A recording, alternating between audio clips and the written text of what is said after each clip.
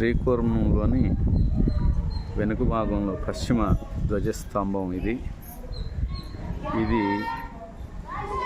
రామానుజాచార్యుని కాలంలో ఈ రెండవ ధ్వజస్తంభం ఉన్నటువంటి ఈ ప్రదేశంలో శ్రీ మహావిష్ణువు కొరకు ప్రార్థించినారని, అప్పటి వరకు తూర్పు ముఖంగా ఉన్నటువంటి ఈ ధ్వజస్తంభం తన ప్రియ భక్తుడిని అనుగ్రహించుటకు పశ్చిమమునకు తిరిగి ఈ విధంగా మారిందట. ఇలాంటిదే కర్ణాటకలో ఉడిపిలో కూడా ఉంది.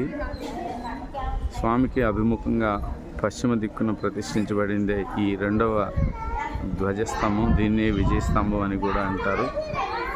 ఈ గుడి ప్రత్యేకత ఇదే, 2 ధ్వజస్తంభాలు ఉన్నటువంటి గుడి.